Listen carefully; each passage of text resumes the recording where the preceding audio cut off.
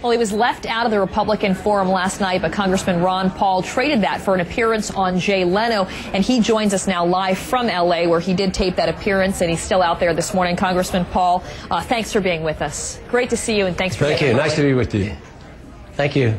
You know, you were excluded last night from a debate that aired. It was a forum that aired last night on Fox. They claim it's because you didn't have 10% or more nationally. But do you believe the voters should still get a chance to hear from you? You're a candidate who will be pulling in delegates. Do you think voters were cheated because you were not on last night? Well, obviously, I think this is an awful embarrassment for Fox to do something like this. I mean, we got 10% in Iowa. We raised more money than any other candidate in the Republican side in the last quarter. And our polls in New Hampshire are much better than Giuliani. We beat Giuliani 2-1. And all of a sudden they say that I don't qualify to be in the debates. I think they're making a mockery of the whole situation, and I think they're going to suffer for it, quite frankly, because they've lost all credibility. It was your supporters, once again, that really spoke out. Was there ever a chance that they were going to change their minds when they were talking to you and your people about possibly getting you back into that forum, or did they hear from you at all? You know, it's interesting. They never talked to us. You know, we even had Fox affiliates around the country calling them. They wouldn't even talk to their affiliates and give them an explanation when they went on their news. They would interview me, but they wouldn't even talk to their affiliates. They didn't talk to me. Fortunately, they talked a little bit to the New Hampshire Republican Party, and the New Hampshire Republican Party used good sense, and they got out of it. They didn't co-sponsor the event. They knew it was a sham, and it didn't represent what New Hampshire stands for. So it was an outrage. Interestingly enough, though, we did here on CNN re-air the ABC debate that took place the night before, so people did get a chance to hear from you if they were watching us last night. One of the issues that was brought up that you were not able to talk about, obviously because you weren't there last night, was the issue of taxes. Let's listen. You raised taxes by $500 million. Is that right? You know, Mitt, let's talk about how stubborn the facts are. Answer the question. The fees I think you raised were more like $500 million, not 240. You know, Mike, you make up facts faster than you talk, and that's saying something. So let's slow it down and let's get the facts correct. All right. You by just saying tens of millions of dollars saying all negative things about me. If someone raises a question, you say it's a personal attack. I'm sure you would have gotten into the fray if you were there last night. How would you have responded? Well, from that little conversation, it sounds like I didn't miss a whole lot.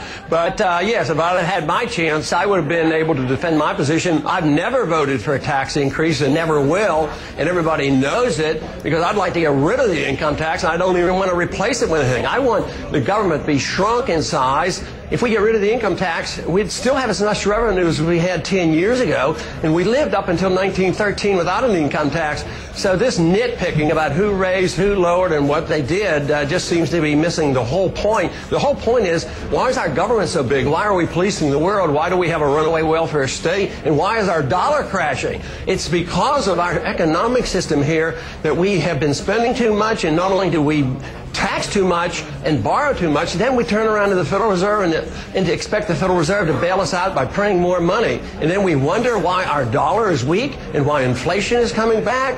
I mean, it is astounding that they nitpick over who raised or who lowered taxes 10 years ago.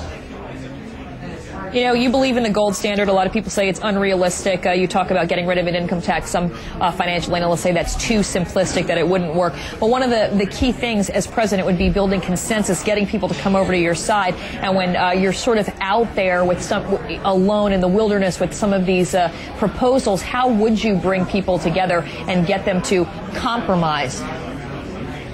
Right. Well, what is unrealistic is continue to do what we're doing. What is unrealistic, that wealth can come out of a printing press, that you just print money. That's what is unrealistic. It's unrealistic to continue to do what we're doing. And this is what the young people are realizing. The young people know what kind of a bad deal they're getting, how they are obligated to pay all these entitlements in a Social Security system that is broke, and they'll have to work for years to come and not get anything out of it. When they hear this message, they're coming our way. So everybody who hears this message, our numbers are are huge. The big trouble that we had over the last year was, getting our message out, and now the money is flowing in. The money comes in faster than we can spend it, because when people hear this message, they get so excited about it, and that's why I think we're going to do extremely well with the independents in New Hampshire.